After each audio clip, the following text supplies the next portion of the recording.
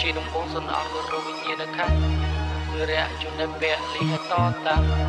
ពួកយើងជាខ្មែរមិនដែរភ្លេចមិនចងចាំរស់សម្ដីនៃលោកពួកគាត់បានស្អីគេ Thailand ឬមួយក៏ពួកឯងឃ្លានដីអញឆ្ងល់ប្រទេសពួកឯងរងាយស៊ីបាយឬស៊ីដីឬមួយពួកហែងចង់ស៊ីក្របប្រយ័ត្នសាក់សពកប់ក្នុងដីគុំគួនពួកហែងទុកមួយជីវិតអញសងសឹកហែងដល់ថ្ងៃខ្សែពួកអាសត្វប្រយ័ត្នធ្លាក់នោះរស់ទាំងថ្ងៃអត់ខំរៀនសូត្ររងាយវាខំទឹកដីសម័យហើយចង់បានដីខ្មែរដីឪម៉ែហែងទុកនៅនឹងអញយ៉ាគ្មានដីមកផាយតែពួកអាសត្វវងវែងទិសពួកអាឈូសម័យគេជឿនលឿនតែពួកវាកាន់ច្បាប់ព្រៃហើយគិតមើលតិចមើលថាវាប៉ះពាល់អីខ្លះប្រជាជនស្លូតត្រង់គុណក្មេងនិងមនុស្សចាស់ប្រជាជនខ្ញុំរងគ្រោះភៀសខ្លួនចេញច្រើនណាស់បាត់បង់ទីជំរកគ្មានបាការសិក្សាអាស៊ានចិត្តដេរឆានឲ្យវ័យកន្ទិសាលានេះជាលទ្ធផល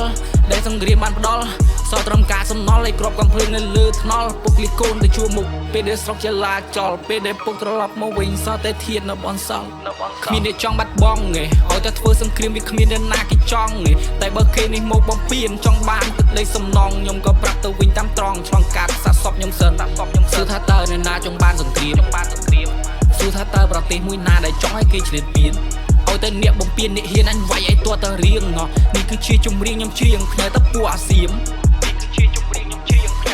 ស្អីគេ Thailand ឬមួយក៏ពួកឯងឃ្លានដីអញឆ្ងល់ប្រទេសពួកឯងរងាយស៊ីបាយឬស៊ីដីឬមួយពួកហែងចង់ស៊ីក្របប្រយ័ត្នសាក់សពកប់ក្នុងដីគុំគួនពួកហែងទុកមួយជីវិតអញសងសឹកហែងដល់ថ្ងៃខ្សែពួកអាសត្វប្រយ័ត្នធ្លាក់នោះរស់ទាំងថ្ងៃ